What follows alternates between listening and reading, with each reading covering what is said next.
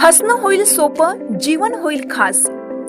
पलूस आणि परिसरातील नागरिकांच्या आता दाताच्या उपचारासाठी सांगली, कोल्हापूर, पुणे, मुंबईची धावपळ थांबणार। पलूस शहरातील एकमेव अत्याधुनिक दातांचा दवाखाना, जिथे single visit root canal treatment सह दातांच्या सर्व समस्यावर खात्रीशीर उपचार। डॉक्टर प्रणव सचिन सुतार यांचे smile studio multi speciality dental clinic, Bhosale plaza, new ST stand समोर, पलूस।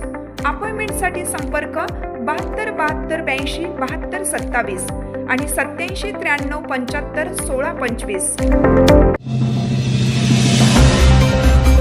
जत तालुक्याला हा दुष्काळ शेवटचा ठरावा, आमदार गोपीचंद पडळकर। जत तालुक्याला कायमस्वरूपी दुष्काळमुक्त करण्यासाठी राज्य सरकार युद्ध पातळीवर प्रयत्न करत असून हा येथील शेवटचा दुष्काळ ठरेल अशा पद्धतीने नियोजन सुरू असल्याची माहिती भाजप आमदार गोपीचंद पडळकर यांनी दिली। सांगलीत माध्यमांशी बोलताना त्यांनी तालुक्यातील पाणी टंचाई निवारण्यासाठी सुरू असलेल्या उपाययोजनांची माहिती दिली। पडळकर म्हणाले की जतमधील 3 ते 4 गावांनी टँकरची मागणी केली असून प्रांत अधिकारी यांनी तहसीलदारांना तात्काळ पाणी पुरवण्याचे निर्देश दिले आहेत।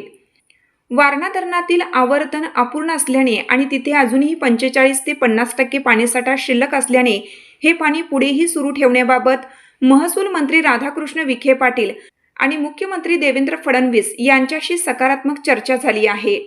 तसेच जत तालुक्यातील प्रत्येक शेतकऱ्याच्या बांधापर्यंत पाणी पोहोचवण्यासाठी 700 कोटी रुपयांच्या सब पाईपलाईन योजनेचा आणि 3ऱ्या लाईनचा प्रस्ताव मंजुरीसाठी शासनाकडे पाठवण्यात आला आहे।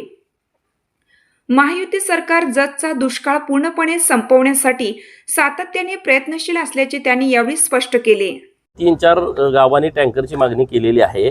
माननीय प्रांत साहेब आणि तहसीलदार साहेबांना आम्ही सूचना दिलेल्या आहेत की तुम्ही तात्काळ त्यांना जे काय लागेल ते द्या। आणखी कुठल्या गावाला जर तसं तुम्हाला टँकर लागणार असतील तर तुम्ही आम्हाला आमच्याकडे मागणी करा। आम्ही त्या सगळ्या लोकांना कुठली दुष्काळाची झळा त्यांना पोचू देणार नाही।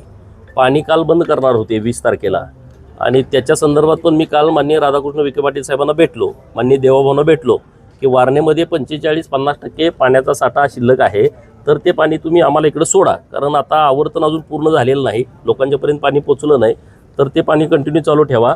तिकडं 8.5 TMC पाणी काहीतरी त्यांनी वीज निर्मितीसाठी ठेवलं होतं, त्याच्या संदर्भामध्ये पण आम्ही बोलणं केलं आहे। तर आम्ही सगळे सातत्यानं जत तालुक्यामध्ये आता हा शेवटचा दुष्काळ घडावा अशा पद्धतीचा आमचा प्रयत्न सुरू आहे।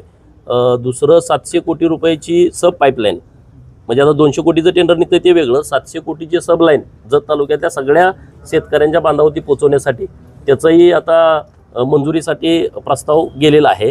दुसरा प्रस्ताव 3ऱ्या लाईनचा, तुम्ही त्या कार्यक्रमाला होता, आपण जे शेवटचं ब्लास्ट केलं तिथं आम्हाला 3री लाईनची आवश्यकता आहे, तर 3ऱ्या लाईनचा प्रस्ताव पण आता अधिकाऱ्यांनी वर पाठवलेला आहे, तो आम्ही आता मंजूर करून घेतोय, म्हणजे जेणेकरून जतचं दुष्काळ पूर्ण संपुष्टात यावा अशा पद्धतीचा देवाभाऊंच्या सरकारचा प्रयत्न आहे।